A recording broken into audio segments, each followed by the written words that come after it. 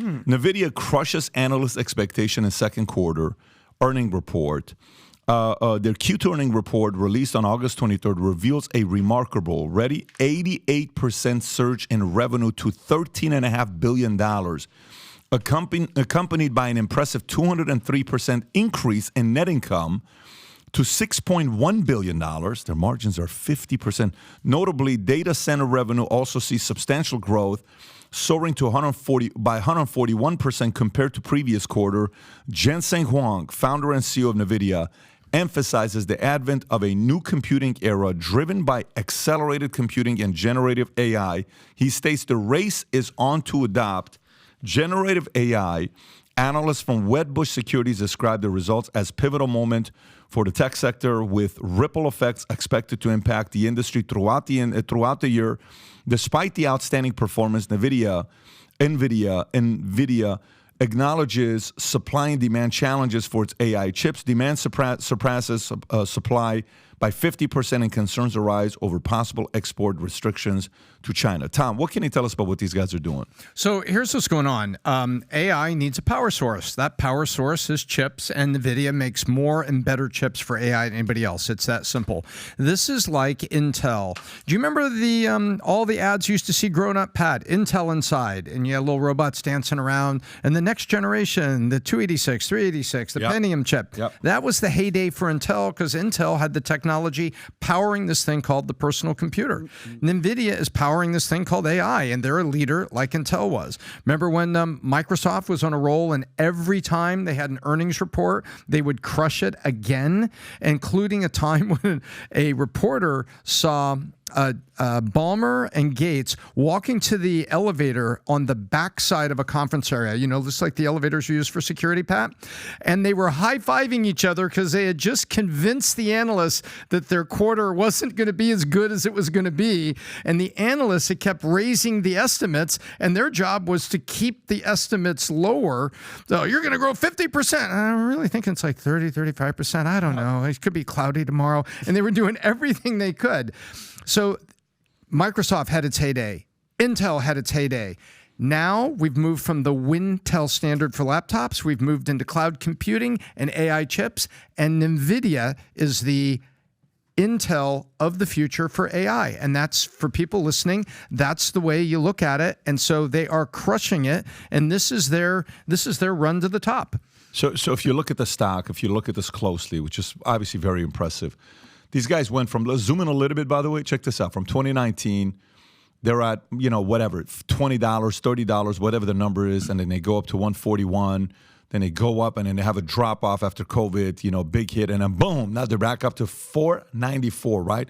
These guys went from, I think it was a gaming company at one point to semiconductors to now AI. So the whole idea about business is only the paranoid survive, but also the ones that are able to make the right pivots in business are also able to survive. They made the right pivots. Many companies didn't make the right pivots.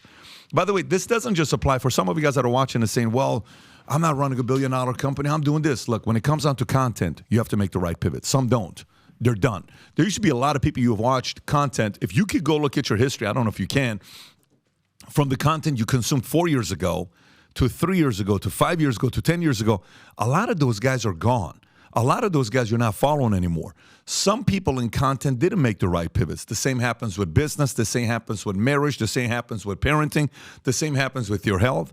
And these guys get credit for making the right pivots. And now the $6.1 billion, Tom, on 50% margins, they're pretty much cashing. Like they're a bank right now, printing money the way they're growing. Oh, absolutely. And again, we've seen this before. But what they did was, for people that were paying attention, what was going on in video game, so everyone that saw Madden football getting more realistic and more realistic and more realistic. You remember this? Who's a gamer in here? I'm a Call of Duty and I play it. Okay, well, hadn't Madden football, the players got more lifelike, and then the rain, and then the textures, and then everything about the game. That's why they called it EA Sports. It's in the game. If it's in the game on the field, we want to bring it into the PlayStation and the Game Boy and the Xbox 360. Yeah. So NVIDIA chips in there have been applying. These were called physics engines and all dynamic engines that were inside video games to, project the bounce of the ball according to how you're playing it. Not a movie, but according to what's happening. And NVIDIA's chips have been on this march toward what they have today. So what started in video games with AI and everything else, they didn't just come out of the garage and say, oh, look what I just invented. This is a company that is an overnight sensation 12 years in the making. I'll add one thing, and this is basically a shout out to the Vault event and PBD, but one of my favorite parts of the entire Vault is when you do the case studies. And there was an entire, half-hour long case study, debate, argument, state your case, what you're going to do. And everyone in the audience had the opportunity to say what they would do to implement AI in the company. And Manny had an answer, and other guy had an answer, and Ashot had an answer. And it was going back and forth. But that, my friends, is kind of the reason we do this podcast, is that's where you find common ground. That's where you find the answer. So I don't know if you saw...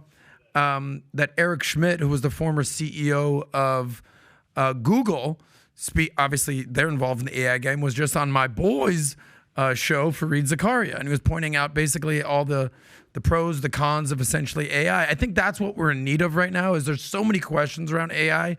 Nobody knows, is it good? Is it bad? Is it going to change the world? Are robots going to take over? I think we need more conversations and more specifically debates around AI. So if you like this clip and you want to watch another one, click right here. And if you want to watch the entire podcast, click right here.